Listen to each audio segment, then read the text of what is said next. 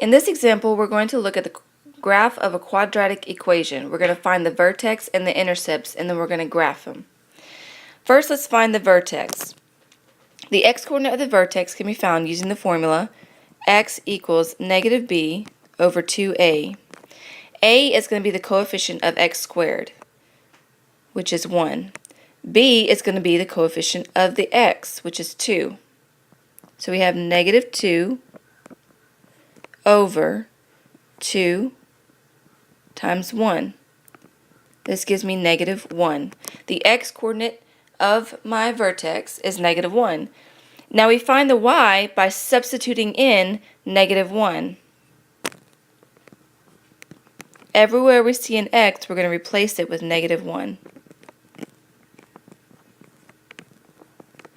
This gives me a positive 1. 2 times negative 1 is negative 2 minus 8. 1 minus 2 minus 8 is negative 9. So my vertex is negative 1, negative 9. Now let's find the y-intercept. To find the y-intercept, let x equal to 0. So everywhere we see an x, we're going to replace it with 0.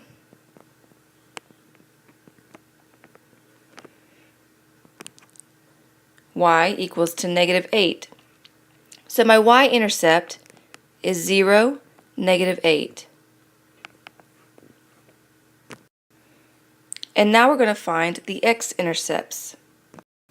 We find the x-intercepts by letting y equal to 0.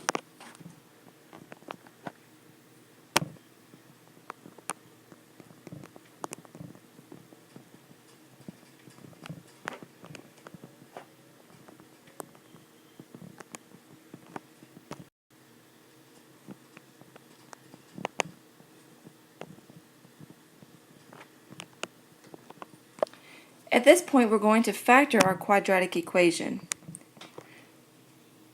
We need two numbers that multiply together to give us negative 8, but add up to give us 2.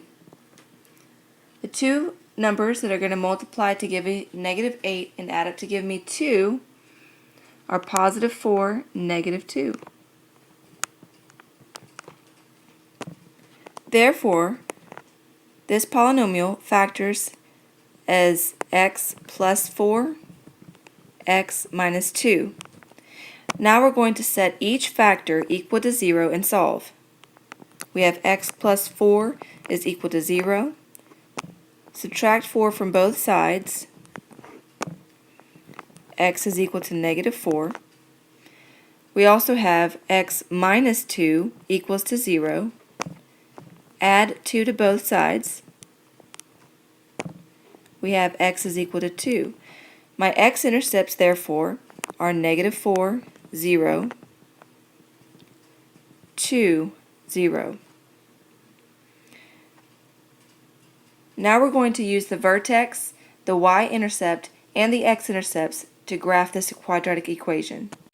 Okay, so first, here we have our x-intercepts, our y-intercept, and our vertex. So we're going to graph our vertex first. Negative 1, negative 9,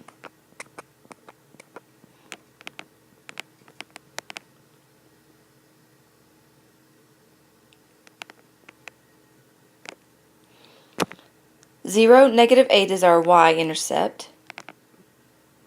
0, negative 8 is right there. And our x-intercepts are at negative 4,